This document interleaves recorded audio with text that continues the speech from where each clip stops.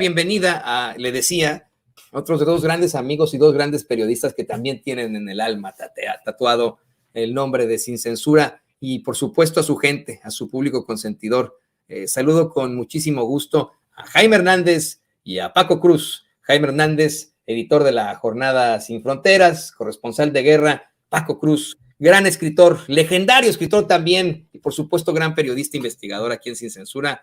Hoy comenzamos contigo, querido Jaime. ¿Cómo te va? Se te fue el audio por ahí, mi querido Jaime. No lo escuchamos, a ver. 1, 2, 3, 4, 5, 6.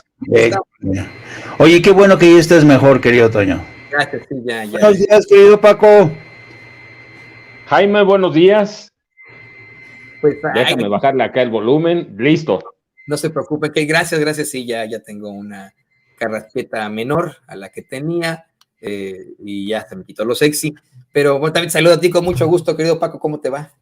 Toño, buenos días. Jaime, buenos días, muy bien, es viernes, mira, viernes de memes, digo yo, sí, ya les decía a Jaime ayer, todos somos narcos, así que vamos a la defensa de los dineros. Jaime, no te rías, es viernes, el narco lo sabe y lo sabe la Sonora Santanera. Ok, bueno, exactamente. Y lo saben, y los periodistas lo saben los periodistas, entre comillas, queridos compañeros. Hace unos momentos platicaba con Ricardo Sevilla cómo es que de la manera más incongruente, Carlos Loret de Mola ya se convirtió en el enemigo público número 1 de Genaro García Luna y de Felipe Calderón.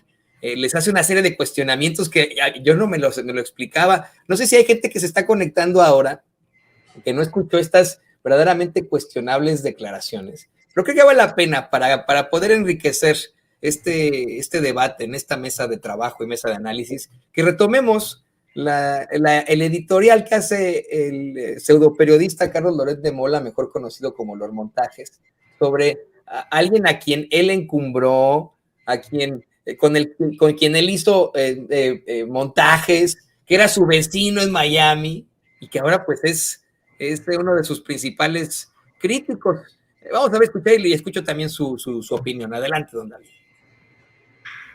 Ese ícono de justicia encontró hoy a Genaro García Luna culpable de todos los cargos más allá de toda duda. 5 cargos.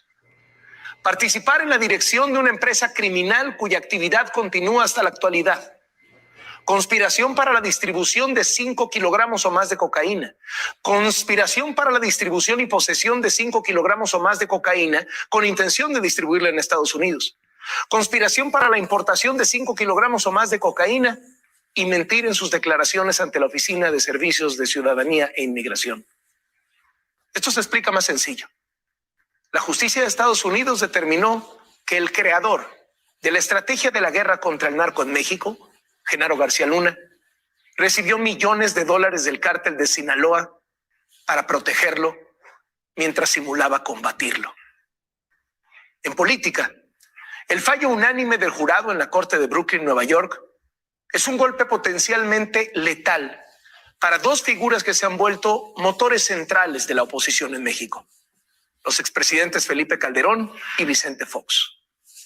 Ambos le deben a la ciudadanía una explicación seria y creíble. ¿Qué van a decir ahora? Es un golpe también para el PAN, que encumbró a García Luna hasta lo más alto del poder durante los 2 sexenios que estuvo en la presidencia.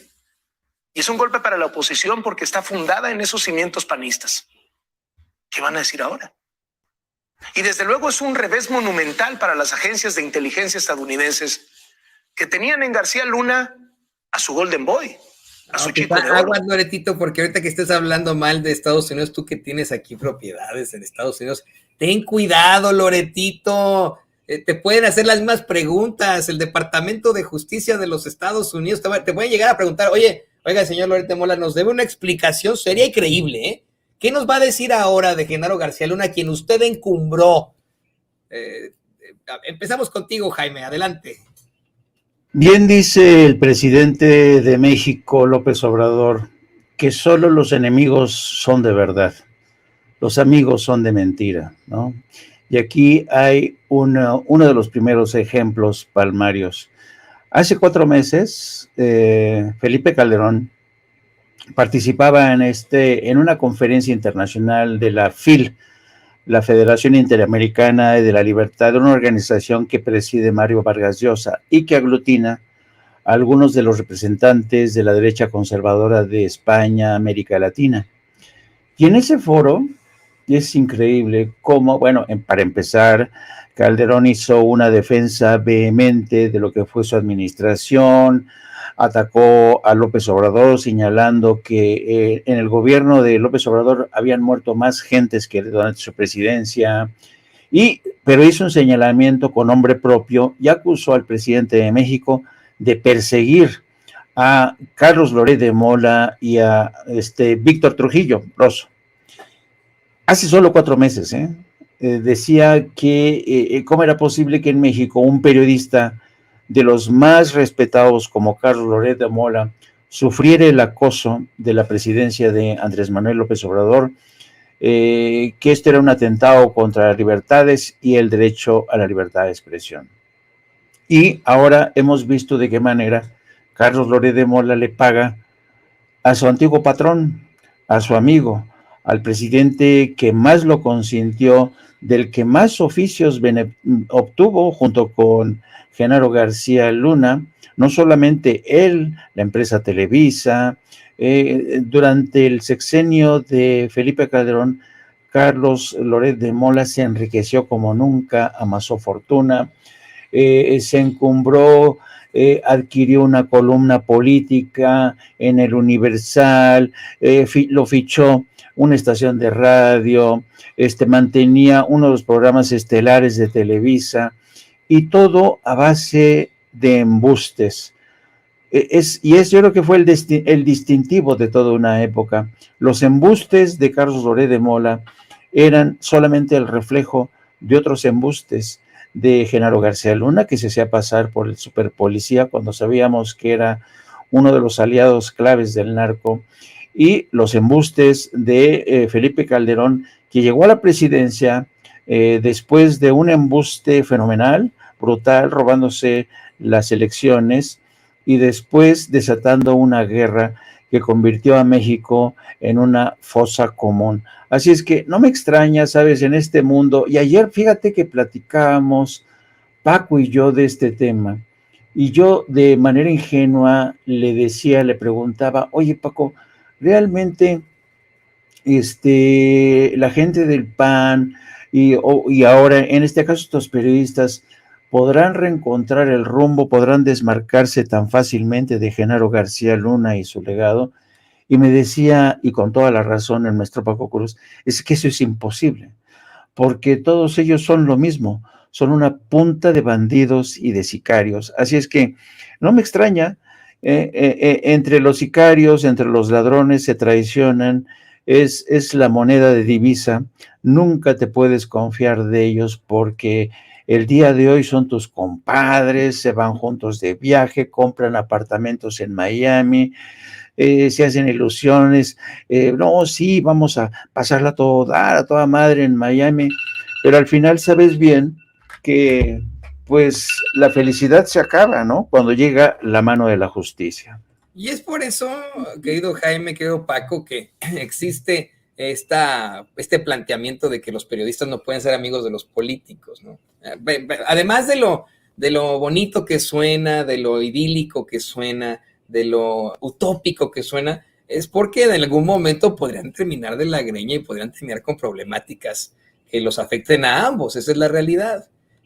Y le pido al equipo que nos grabe, porque precisamente Paco Cruz, aquí en Sin Censura, nos ha hablado de cómo es que Genaro García Luna tiene carpetas, tiene archivos que podrían incriminar a muchos de esos periodistas que ahora se le están volteando a Genaro García Luna, a sabiendas de que a lo mejor pues lo van a refundir en ADX Florence.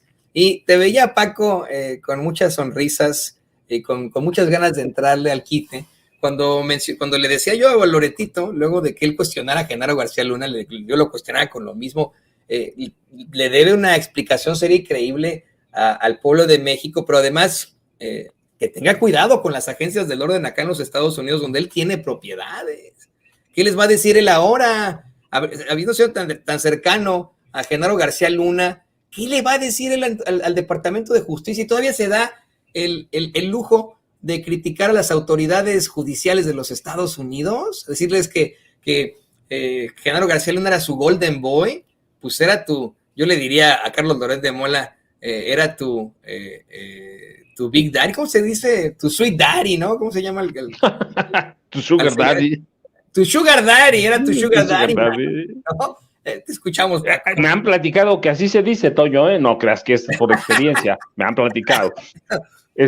No, mira, Toño, es que de veras, yo estoy divertido desde ayer. A veces el periodismo también tiene que ser un poco sarcástico y te tiene que divertir tu trabajo, para que gustarte, lo tienes que disfrutar para poder darle a la gente eso que tú tienes. Y yo, la verdad es que llevo 2 días divertido, porque, mira, después de escuchar Tercer Grado y todas las tonterías que dicen, después de escuchar a Loret leerlo, están haciendo malabarismos de veras, para no traicionar, pero traicionar a Genaro García Luna. Por ejemplo, ahorita dice Carlos, bueno, en su editorial superorata, digo yo, conspirar para importar o introducir a Estados Unidos más de 5 kilogramos de cocaína. No, fueron 50,000, fueron 50,000. Sí, fueron 50,000 kilogramos. Sí, decir 5, pues es como ir a comprar dulces. Sí, y en Tercer Grado, todos haciendo malabarismo. No, pues sí conocíamos. No, sí publicamos, sí publicamos. No, pero bueno, pero no vimos las señales. Pero había otros trabajos. Bueno, sí, pero bueno, nadie presentó. Y queriendo meter en esa olla al presidente López Obrador. Sí, no, pero este gobierno tampoco hizo nada. Yo entre mí me digo, de veras, Jaime y Toño, oye, este tipo huyó en 2012 a Estados Unidos, huyó tan pronto el PRAN perdió las elecciones, y luego, cuando pensó que podía regresar a través de Margarita Zavala con su candidatura presidencial fallida independiente, regresó, le hizo todo el trabajo de inteligencia a Margarita, y luego falló la candidatura y dijo Margarita, vamos a hacer un partido político con Felipe Calderón, ¿sí? Y él les hizo el trabajo de inteligencia. Y finalmente pierde el PRI, pierde el PAN las elecciones en 2018, y él se regresa para Estados Unidos. Es decir, Genaro García Luna tuvo 12 años y como 7 meses para destruir todo lo que tenía, para destruírselo, llevarlo, sacarlo del país. Y entonces ahora me da risa que quieren meter en ese saco al presidente López Obrador, cuando ellos, los periodistas, le perdonaron todo. Iban a tomar café, se los llevaba a Washington. Jaime lo ha contado claramente, cómo los llevaban en viajes. Entonces, de veras que me da risa todo ese malabarismo que intentan hacer. Pero teníamos lo de los montajes, pero teníamos esto. Espérate, nunca a ninguno se le ocurrió investigar quién era este personaje. Jamás en la vida.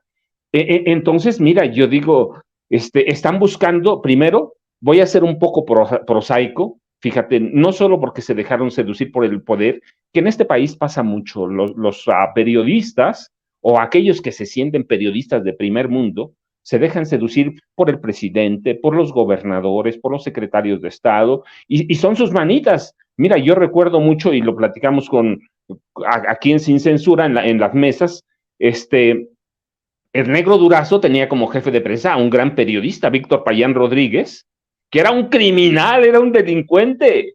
Sí, y hemos tenido columnistas del nivel de Raimundo, de Loret y de todos ellos que viven del poder, se dejan seducir. Entonces, bueno, en ese contexto y con todo lo que está pasando hoy, yo voy a ser prosaico. Mira, esos periodistas son como ratas.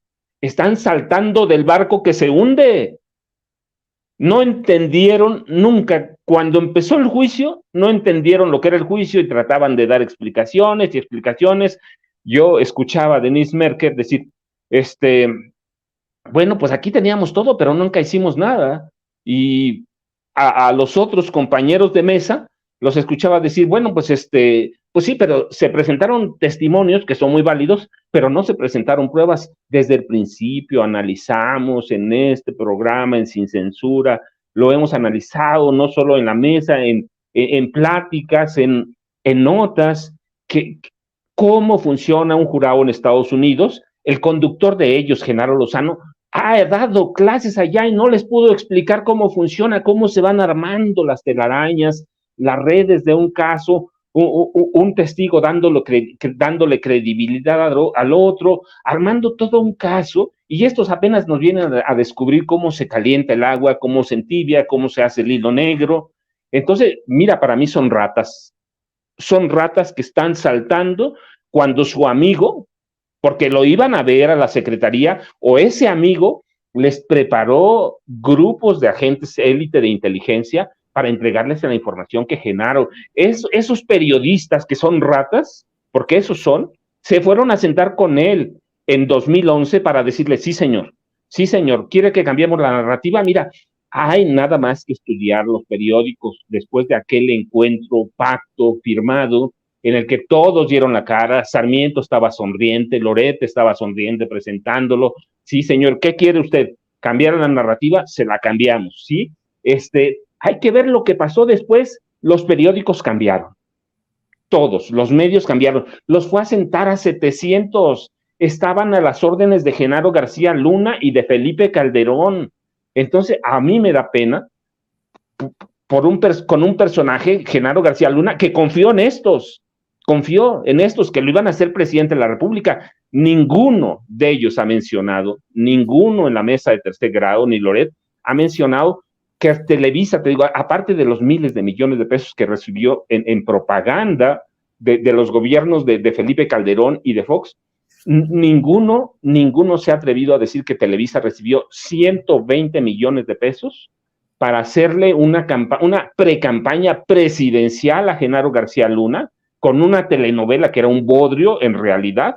Entonces ninguno, y eso Genaro lo está entendiendo ahora. En la cárcel, en mi pueblo y en los pueblos de cualquiera lo dicen, los amigos se conocen, pues ya descubrió que no tienen ni uno. Mira, uno de ellos decía, pues sí, ahora están descubriendo que tuvo muy mala defensa Genaro García Luna. Dice, no, pues ya descubrimos, no presentó esto, y nada más presentó un testigo. No vi a ninguno de esos periodistas, a ninguno de los funcionarios que lo defendían antes, empezando por los del CISEN que tuvieron el acceso a las carpetas de investigación sobre Genaro García Luna, no los vi ir a defender a Genaro, a presentarse, a decirle al abogado, mire, nosotros lo conocemos, es un hombre probo, es un hombre que trabajó en pos de la justicia de México, es un hombre que nunca se corrompió. Yo no los veo, yo no vi a nadie, y Genaro y la esposa y los hijos Luna y Genaro nunca vieron a ninguno de estos tipos que fueron sus amigos por casi 2 sexenios y casi 3 con el de Peña Nieto, Jaime y Toño. Así es, el día de las declaraciones y los testigos de la defensa, la única que se subió al banquillo fue la esposa de Genaro García Luna. Yo me esperaba ver ahí a Ciro Gómez Leiva como lo defiende tanto en sus programas. Dije, pues seguramente Ciro Gómez Leiva va a estar ahí de testigo por su amigo Genaro García Luna, o a David Páramo, o al mismo Pedro Ferriz Hijar, Pedro Ferriz de Con, a Loret de Mola, a Leo Zuckerman, a Sergio Sarmiento. Y no, como bien dices, la única que testificó fue la esposa. Y todos estos en algún momento, quiero usar la misma palabra de Loretito, lo encumbraron al punto de que podía, según ellos, ser candidato a la presidencia por el PAN. Y le voy a pedir al equipo de producción que nos grabe para enriquecer un poco más esta plática con estas imágenes que, bueno, puro audio por cuestiones de copyright, que le vamos a presentar. Creo que hace falta, compañeros, que la gente sí escuche cómo es que Sergio Sarmiento, Zuckerman y hasta Raimundo Rivapalacio se le voltean de la forma más terrible a su gran amigo y benefactor. Hace rato decíamos, eso es tal vez un eufemismo, pero a su sugar daddy, Genaro García Luna. Esto es lo que ocurrió en ese programa tan infame de Televisa llamado Tercer Grado. puesto lo que estamos viendo políticamente aquí, bueno, es un golpe enorme para el expresidente Felipe Calderón. No hay duda de que además la jugada, muy bien jugada por el presidente Andrés Manuel López Obrador, de hacer responsable a Felipe Calderón, pues le salió muy bien, logró mandar el mensaje de que los de antes eran corruptos, y yo ya conmigo ya no hay corruptos, pero los de antes eran muy corruptos, y el más corrupto de todos los corruptos era el presidente Felipe Calderón. Desde luego, Felipe Calderón queda muy mal, porque si no sabía, pues mal. Y si sí sabía, pues peor, ¿no? Entonces, por donde lo veas, es un golpe durísimo a Felipe Calderón. Lo que escribió Felipe Calderón: como presidente de México luché con toda determinación en contra de la delincuencia. Jamás negocié ni pacté con criminales. ¿En serio? ¿Lo siguen creyendo? ¿Hay alguien que lo cree todavía hoy? Ahora, de su respuesta no, me parece que la respuesta tiene que ver con que lo noqueó el veredicto y que él debía de haber escrito algo explicando, asumiendo la responsabilidad política, pero sí es responsable como jefe del Ejecutivo. Entonces, su respuesta, bueno, de entrada, y lo mantuvo. Claro. Y le dio la razón en todos estos aspectos intestinos, con el CISEN, con la Procuraduría, con el Ejército, en donde siempre decantó hacia él. Entonces, sí tiene él una responsabilidad política y sí tiene, o sea, sí es absolutamente legítimo que se le exija una explicación. ¡Sas! Hace unos momentos Paco nos hablaba de cómo es que pues todos estos señores tuvieron mucho que ver con Genaro García Luna. Mi pregunta para ti, Jaime, es ¿qué pasará ahora? ¿Ahora serán los nuevos enemigos de Felipe Calderón y de Genaro García Luna? ¿Ya no van a ir a marchar este domingo? ¿En algún momento enfrentarán las consecuencias estos remedos de comunicadores? Tú tienes mejores adjetivos para ellos siempre, querido Jaime. Audio. Perdón. Yo creo que, mira, todos ellos han demostrado una y otra vez que son, como periodistas, son unos increíbles contorsionistas. Hacen cada malabar para decir, donde dije, no dije, sino que dije Diego, ¿no? Y dices, a ver, chinga, ¿cómo no? O sea, así te la cambian, ¿no? Son maestros en el arte del malabarismo.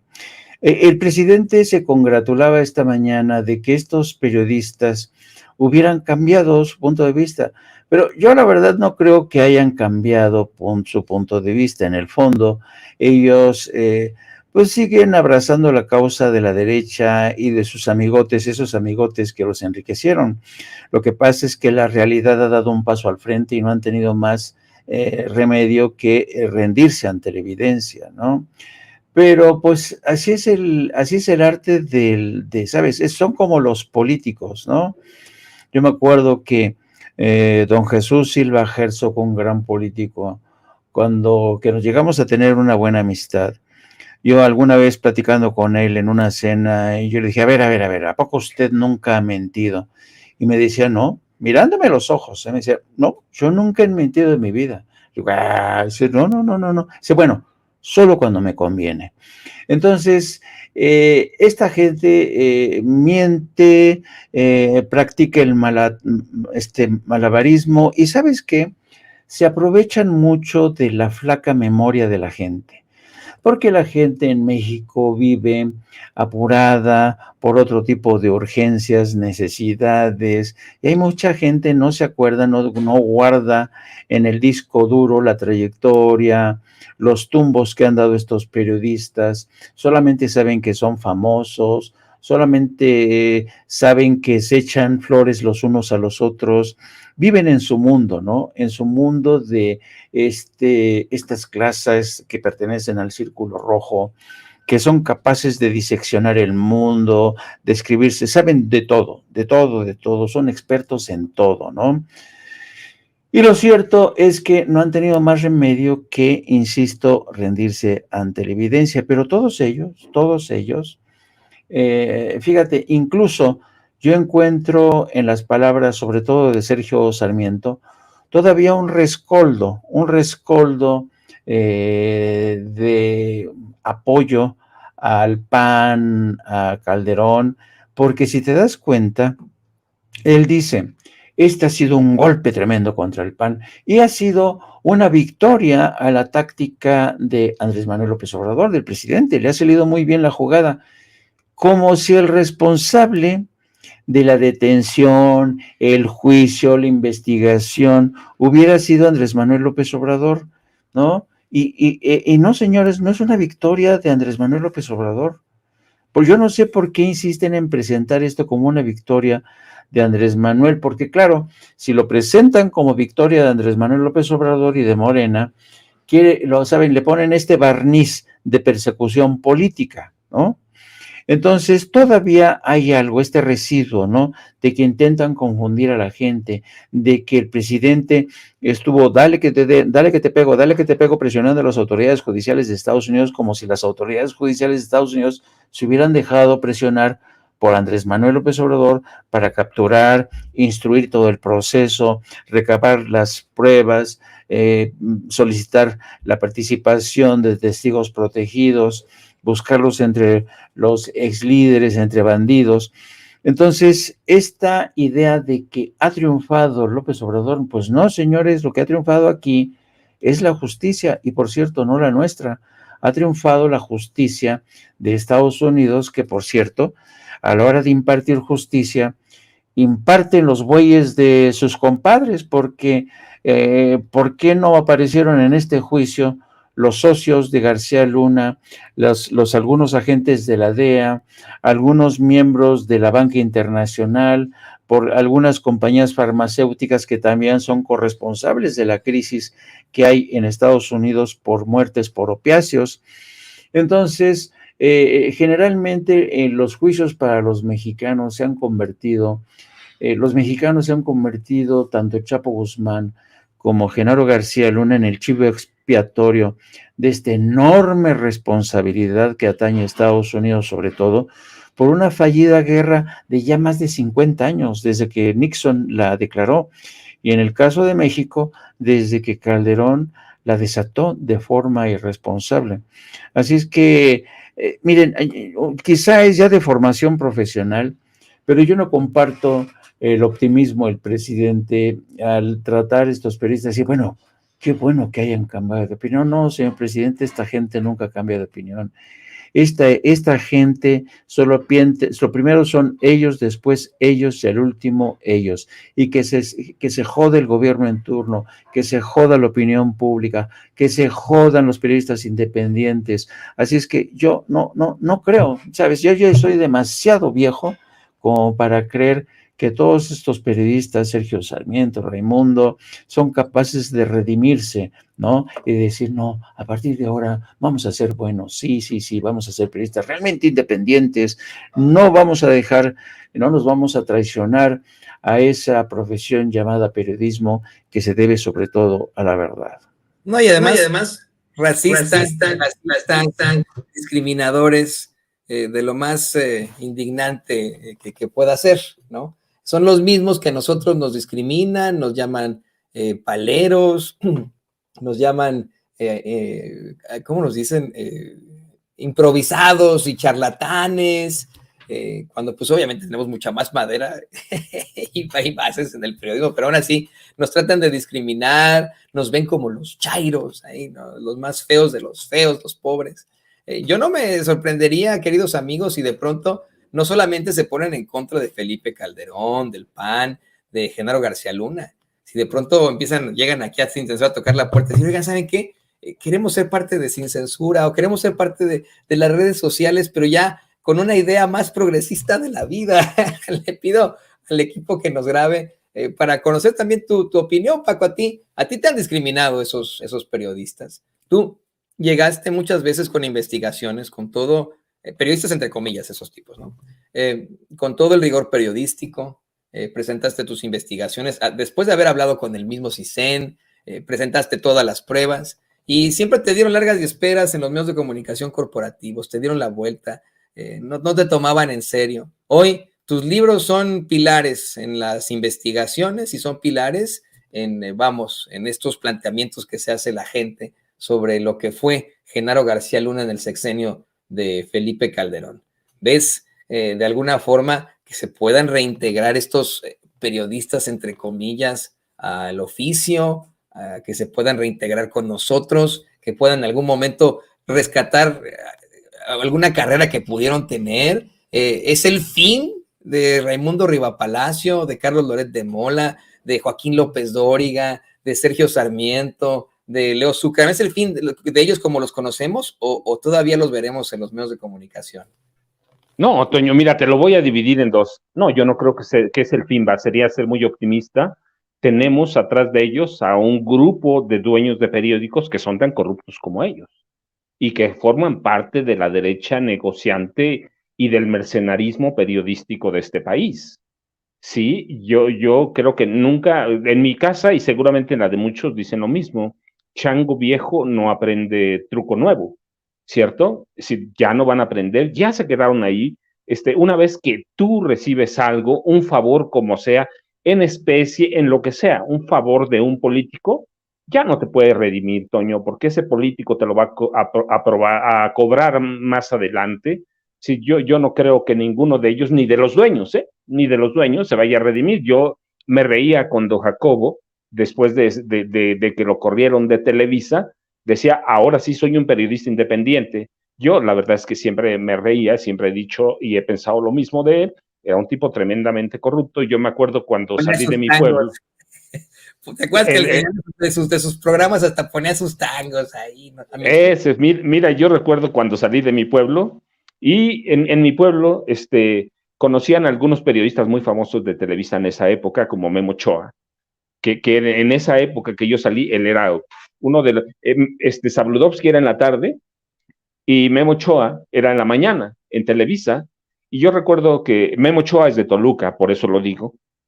Y algunos de los personajes que en Toluca fueron mis maestros, debo reconocerlo. Uno de ellos ya se murió, don Hugo Villicaña Estrada, que siempre voy a ser agradecido con él. Me decía, si quieres te doy una carta de recomendación para que vayas a Memo Ochoa, porque yo les decía, no, Toluca ya me queda chiquito, la verdad, uno soberbio también en ocasiones. Yo les decía, Toluca, no, ya me queda chiquito, yo ya me voy. Y me decían, te damos una carta, o le hablamos a Memo, porque eran amigos de parrandas, y yo les decía, no, de lejitos mejor, de lejitos, yo hago lo mío. Les decía, Jacobo es muy corrupto, y Memo Ochoa pues anda por ahí mismo, ¿no? Después lo corrieron y todo, pero nunca acepté eso. Pero bueno, lo que yo quería decirles en esa época a la gente con la que yo trabajé en Toluca es que uno ya no cambia. Uno es corrupto y es corrupto. Recibe favores del gobierno y los va a recibir siempre. Si uno se deja seducir por el poder, siempre va a ser lo mismo porque eventualmente te lo van a cobrar.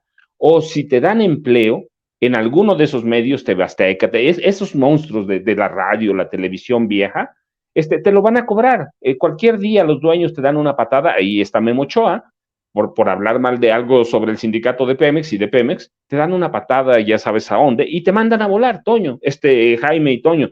Entonces, yo salí solo de mi pueblo y pero ese no es el punto. Si la corrupción es la corrupción, y uno lo acepta y ya. Y por el otro lado, mira, sobre si van a venir a pedir abrir la puerta, ya lo hicieron, Toño. No me digan que Loret trabaja en una gran estación de televisión, en una gran estación de radio, trabaja en un canal YouTube.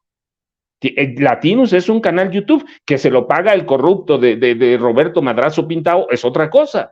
Sí, se fue a meter a lo mismo, tú ves, trabajaba para Televisa, ahora le rinde pleitesía a Roberto Madrazo Pintado y algunos otros impresentables por ahí del PRD, ¿no? Que alimentaban con dinero Latinus. Es decir, ya Internet, hay que ver a De la Micha qué es. No trabaja en una gran estación de televisión, tiene un canal propio. Entonces, ellos van a venir a hacer lo que nosotros ya hacemos, que les llevamos una delantera, y por el otro lado platicábamos los periódicos viejos, los medios viejos, que incluyen radio, televisión, prensa escrita, en 2000 se acercaron a Internet y entraron, pero hoy todavía no aprenden. Siguen con los mismos métodos de siempre, pero ¿por qué siguen en esos mismos métodos? Pues porque crecieron con los compromisos políticos, con los compromisos empresariales, con los compromisos de jueces, magistrados, con compromisos, algunos incluso de narcotráfico. Entonces, pues claro que no van a entender este mundo. Nosotros les llevamos un camino largo recorrido, y los otros que son monstruos, ya entraron, ya llegaron, no han llegado sin censura, pero ya llegaron. ¿Por qué? Pues porque abrieron canales YouTube, que no nos vengan a decir, yo trabajo, sí, y trabajan, por lo menos Carlos Loret de Mola, sabemos de dónde salen sus dineros para financiar su canal El Libroso. ¿De dónde? Pues de un político que fue tremendamente corrupto, tremendamente mentiroso, tramposo, y que participó en cualquier cantidad de fraudes electorales, que no nos digan a nosotros, y que viene de la escuela de Carlos Jan González, que fue su padre adoptivo. Entonces, ya llegaron, Toño, ya están ahí, y tienen un problema, que ya no pueden engañar, que ya no pueden decir a la gente, no, somos chayoteros, porque la gente ya los identificó, ya los etiquetó, y no se van a quitar esas etiquetas, por más que lleguen a lo que nosotros hacemos ya bastante bien. Entonces, no, Toño, creo que Jaime lo sabe, uno no cambia, uno no va a cambiar. ¿Cómo le dices al dueño del Universal? A los dueños de los soles, a los Vázquez Raña, que ya se murió el dueño original, el Vázquez Raña, o Olegario, dueño de Grupo Imagen. ¿Cómo les dices que cambien si tienen cualquier cantidad de negocios que sobreviven de negociar con el Estado? Así que no cambia, Antonio, yo no creo, y podemos ir al resto del país, vamos a encontrar quizá 10 medios verdaderamente independientes de los viejos, 10 a lo mejor, ¿sí? Y que son muy decentes, muy respetables. Está en Tijuana Z, y luego ya me perdí, entonces con los dedos de las manos podemos contar a los independientes viejos, y a los viejos nuevos, pues vamos a encontrarlos ahí en internet haciendo lo que han hecho toda la vida. Definitivamente, ahí los veremos como Sabludovsky. Nada más le falta a Loretito cerrar sus programas con tangos como lo hacía Jacobo Zabludovsky. Nada más esa le falta, ¿no? Nada más.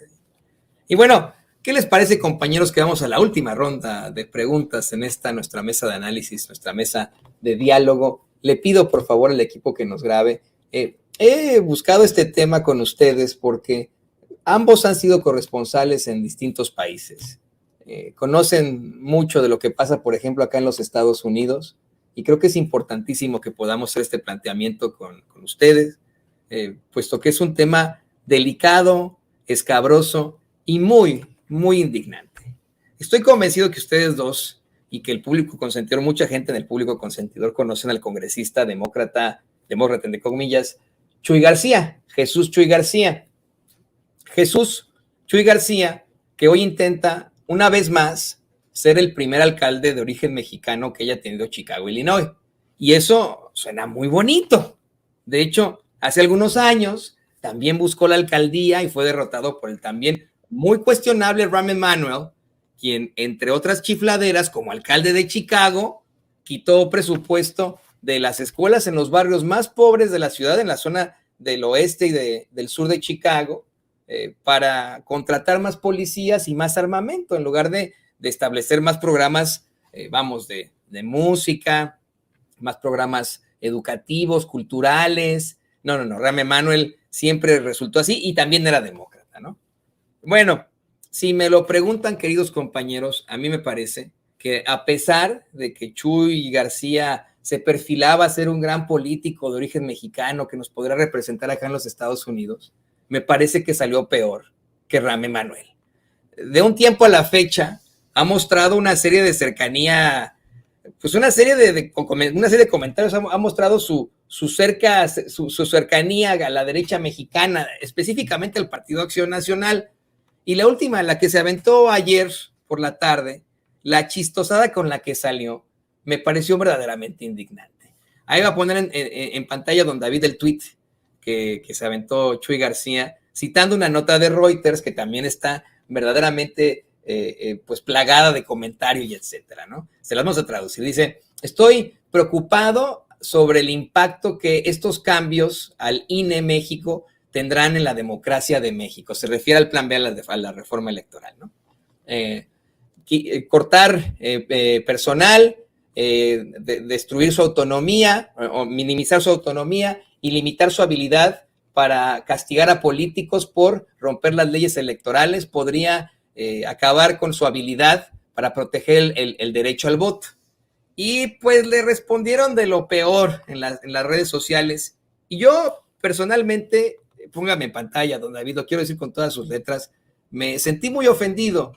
Hace ya algunos años yo consideraba a Chuy García un buen político. Llegué hasta como periodista, llegué a admirar a Chuy García. Dije, bueno, es un señor que llegó a los Estados Unidos, llegó a la Ciudad de los Vientos como indocumentado y consiguió desde la Villita, el barrio más mexicano de Chicago, sacar adelante su carrera política, convertirse en ciudadano estadounidense, y después fue alderman de ahí, de ese distrito de Chicago. Luego buscó la alcaldía.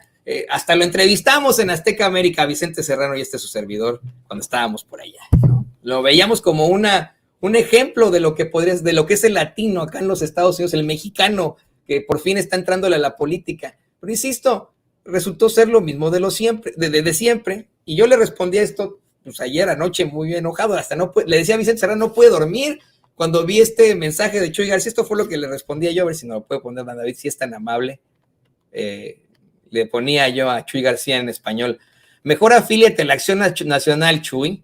Y le respondí en inglés también: retiro todo lo que te dije hace algunos años cuando expresé una profunda admiración por ti, hombre.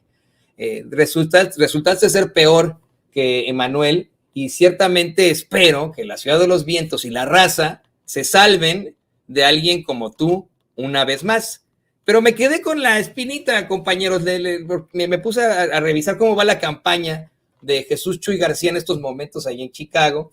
Les digo, busca ser el primer alcalde mexicano allí en Chicago. Y me encontré con algo bien doloroso, bien doloroso que se replica en situaciones de panistas corruptos o de políticos corruptos en México.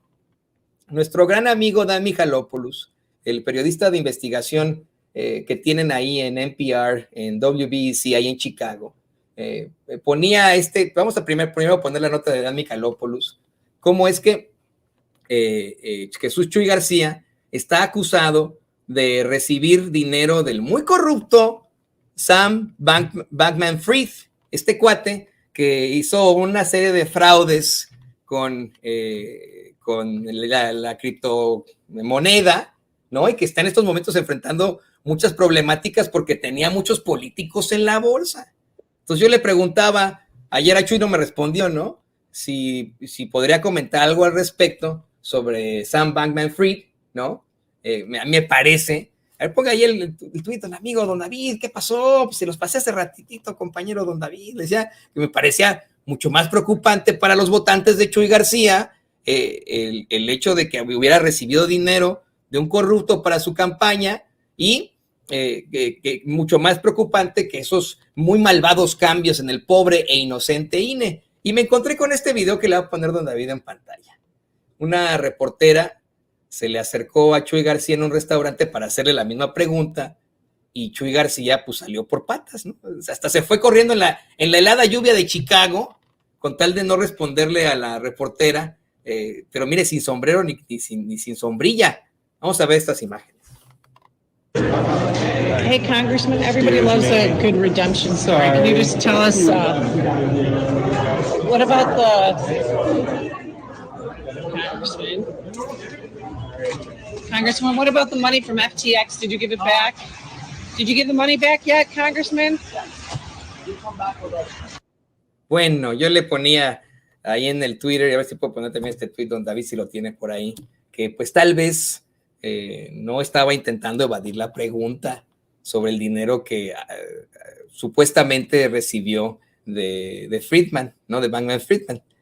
A lo mejor se fue corriendo a defender al Instituto Nacional Electoral de México, este gran mexicano que ahora busca otra vez la alcaldía de Chicago. ¿Qué opinas de esto, querido Jaime?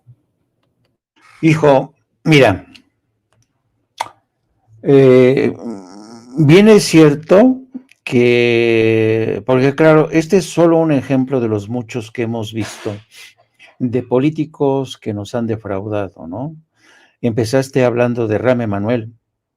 Rahm Emanuel, yo no sé si ustedes sepan, era uno de los más entusiastas, porque además era un político caracterizado por ser muy carismático, muy enérgico, impulsó como nadie la candidatura de Barack Obama a la presidencia. Y cuando Rahm Emanuel llega con Obama a la Casa Blanca, una de las principales acciones de las que se le acusa, y con razón, fue aconsejar al presidente Obama que no era el mejor momento para impulsar una reforma migratoria.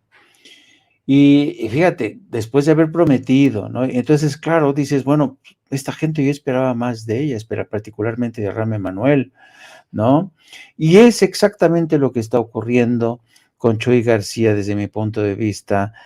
Puede decirse que a veces creemos que solo en México el que no cae resbala en el ámbito de la política, ¿no? Pero esto ocurre en cualquier parte, ¿no? El propio Obama, ¿cuántas veces tuvo que renunciar, tuvo que darle la espalda a ciertas causas porque así le convenía a sus intereses como político? Y ese es el caso de Chuy García. No existe realmente un político que pueda navegar por sí solo ese torrente de la política en el que se cruzan tantos intereses, ¿no? Y yo creo que Chuy García, lo malo es esto, ¿no? Que muchas veces cuando se trata, y sabes, existe también otro caso de políticos como, ¿cómo se llamaba este alcalde de Los Ángeles, del que todo mundo esperaba tanto José Antonio Villarraigosa. José Antonio Que Villarraigosa. se metió en un lío de faldas espantoso y que también está muy vinculado a las esferas del PRI, del PAN, y no son los únicos, Jaime. Recientemente tuvimos a mucho disgusto exhibir a varios concejales de Los Ángeles que hicieron una serie de comentarios racistas en contra de los afroamericanos y de los oaxaqueños, ¿no? O sea, y bueno, Exacto. pues, les escupimos en la cara, ¿no? Exacto. Entonces, yo recuerdo que alguna vez platicando con Villarraigosa, acababa de ser electo y bueno, representaba, imagínate, era una gran esperanza, primer alcalde latino, ¿no? Y me acuerdo que en la primera entrevista que tuvimos, él hablaba mal español, entonces la hicimos en inglés. Y entonces me acuerdo que me dijo, well, this doesn't mean that we are going back to the south, ¿no? Traducción, el que yo sea alcalde de Los Ángeles no significa que solamente voy a estar mirando hacia el sur y luchar por las reivindicaciones de los migrantes, ¿no? Porque yo soy alcalde de todo el mundo y eso se entiende, ¿me entiendes? Pero de eso a que luego te pillen con una de las presentadoras de televisión en lío de faldas, dices, puta, yo esperaba más decencia de estos políticos, mayor integridad, y ahora Chuy García pone pies en polvorosa porque una reportera le pregunta, oiga, ¿cómo nos explica el tema del dinero que usted puso con Sambank? Y sale por pies, ¿no? Yo creo que es decepcionante, la verdad, el papel de muchos políticos. Esperamos, ¿sabes qué? Esperamos muchas veces, Toño y Paco, esperamos demasiado de los políticos. Yo, por fortuna, ¿sabes qué? Yo ya no espero demasiado de los políticos. Incluso yo, ¿sabes? Yo voté por Andrés Manuel López Obrador a sabiendas que quizá algún día Andrés Manuel me iba a decepcionar. Hasta ahorita no lo ha hecho. Lo ha hecho con ciertas decisiones que ha tomado, ¿no? Sobre todo en las designaciones de algunos cónsules, por ejemplo, la cónsul que está en Estambul, en Turquía, otro tipo de decisiones que ha tomado, ¿no? Pero el récord de Andrés Manuel López Obrador realmente es impresionante y yo creo que pasará a la historia como uno de los mejores presidentes en la historia de México y por eso no me arrepiento de haber votado por él. Pero jamás he depositado toda mi fe en los políticos. Los políticos son esos hombres que son capaces de robarle los dulces a los niños cuando salen a la salida de las escuelas, ¿no? Son políticos. Y fíjate que yo creo que por eso los periodistas tenemos la obligación de tener cierta cercanía con los políticos, ¿no? Incluso tener una luna de miel, ser sus cuates, irnos a cenar, a tomar una copa, ¿me entiendes? Pero nunca irnos a la cama con ese político, irnos a la cama con el poder, porque una vez que te encamas ya te jodiste, ya no puedes, y eso es lo que ha pasado en México, que muchos periodistas se fueron a la cama con el poder, empezando por Carlos Loret de Mola, Raimundo Riva Palacio, Sergio Sarmiento, todas estas gentes que dices, pero ¿cómo es posible que esta gente defienda hasta ad nauseabundum a estos personajes que son los ladrones, porque no pueden mantener esa equidistancia. ¿Por qué? Porque la perdieron la noche en que le entregaron su flor a los políticos. Y yo quiero hacer la aclaración en estos momentos, ¿no? Eso de lo que haya hecho en su momento José Antonio Villarraigosa con la conductora de televisión, lo que haya hecho la conductora de televisión o José Antonio Villarraigosa en su tiempo libre, pues es muy su pedo, ¿no? O sea, honestamente. Lo que molesta es lo hipócritas que llegan a ser, lo mucho que nos han defraudado, así como dice Jaime. En este caso de hace algunos meses, bien indignante, de varios, pues con varios concejales allí en Los Ángeles, a los que había uno que yo admiraba muchísimo, porque su mamá, vaya que le echó ganas, procedente de Centroamérica y de Sudamérica. Su papá era de Sudamérica y la mamá de Centroamérica. Este cuate, se me acaba de su nombre, ya intento de hecho olvidarle, Kevin de León, fue uno de los que participó en estos comentarios absolutamente racistas y misóginos, racistas contra los afroamericanos y contra los oaxaqueños, imagínense ustedes, completamente misóginos de estos tipejos. El caso de Jesús Chuy García es aún más doloroso, porque vemos que tenemos un partido demócrata que asegura ser muy liberal y progresista. La finalidad de la campaña de Chuy García en estos momentos en Chicago es tratar de convencer a todos los votantes que él es mucho más progresista que Lori Lightfoot, la actual alcaldesa de ese lugar, que no es pero para nada progresista. La señora fue fiscal, fue policía, ¿no? O sea, también no estoy aquí para defender a Lori Lightfoot, no me malentienda, estaba ya hasta donde había haciéndome caras. No estoy defendiendo a Lori Lightfoot. Pero me molesta porque una persona de nuestra patria, de nuestro origen, en lugar de hacer un muy buen papel, en lugar de representarnos como mexicanos acá en los Estados Unidos, se convierte en lo mismo que es el Partido de Acción Nacional. No estoy diciendo que Chuy García sea un narco como los panistas, pero si se comprueban estas acusaciones sobre el financiamiento de Bankman Friedman, pues sí sería un corrupto. Y eso está pésimo. Ese alcalde, yo creo que los chicagoenses no quieren. No sé qué opinas tú, querido Paco. Mira, yo voy a darte otro punto de vista, Toño, que conozco bastante bien, al margen de que yo siempre voy a adorar Chicago, porque, bueno, pues parte de mi vida ahí la hice, pero voy a otro punto de vista que lo he estudiado mucho. ¿Por qué este tipo de personajes, de políticos de ascendencia no solo mexicana, sino salvadoreña o nicaragüense, de Latinoamérica en general, se vuelven así? Hay varias razones independientes de las internas en Estados Unidos y de las cuestiones políticas. Mira, hay que reconocer que históricamente el PRI, por ejemplo, fue muy exitoso en vender algo un país que no existe. Sí, por décadas este país tuvo desapariciones, matanzas colectivas, narcotráfico a gran escala, y esa imagen no se representaba no solo en Washington, sino en todo Estados Unidos. Si teníamos un régimen, una dictadura de partido, y no se reflejaba porque las notas sobre México en Estados Unidos eran muy buenas. Y para mí eso representaba una sola situación. Los políticos mexicanos de derecha y algunos de izquierda insertos en el PRI, que lo sabía, lograron vender una imagen y aprendieron a conocer a los políticos latinos en Estados Unidos. Si saben cómo cambian, ya tienen décadas de aprendizaje, así que vale con que llegues con un reportero, una reportera, ni siquiera un político, que llegues con alguien que te diga, mire, el INE México, el gobierno está haciendo esto para destruir la democracia, y esos políticos la compran. ¿Por qué? Porque ya históricamente lo han hecho, ya saben cómo funcionan, ya saben cómo van a reaccionar. Entonces hay que darle crédito a eso. El PRI y ahora el PAN han sido muy exitosos, y eso también tenemos que decir en este momento. Ese es un hueco o es algo en lo que anda cojeando el gobierno del presidente López Obrador.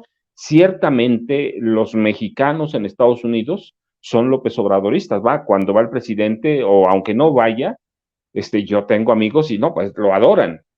Pero sí tiene que haber un trabajo político de acercamiento con ciertas comunidades que controlan estos tipos para dar a conocer lo que estás haciendo.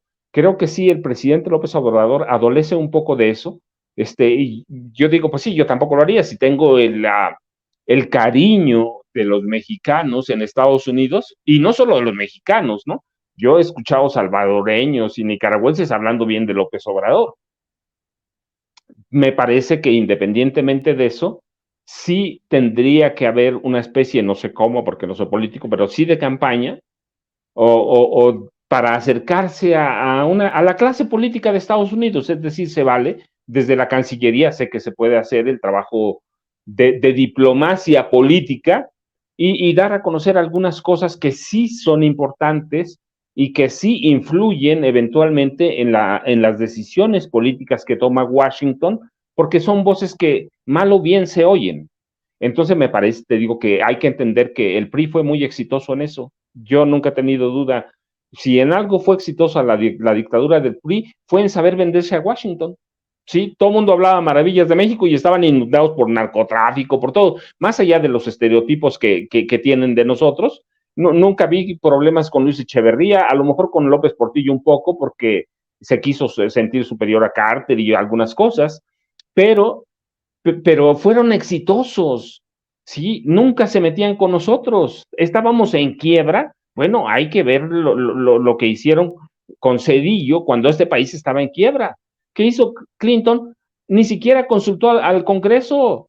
Abrió la chequera y aceptó como hipoteca el petróleo mexicano.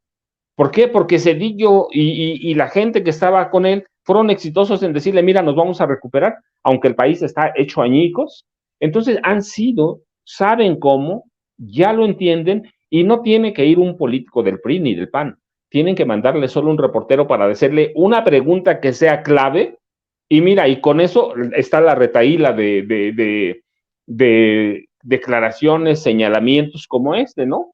El INE el gobierno de México va a destruir la democracia allá en ese país. No, espérate, pero digo, es parte de un trabajo político que en este momento hace la oposición y que no necesita tener ningún político allá. Con un reportero que envíen, con eso, pero lo conocen, y eso es un trabajo que le queda en estos 2 años pendiente al presidente Andrés Manuel López Obrador.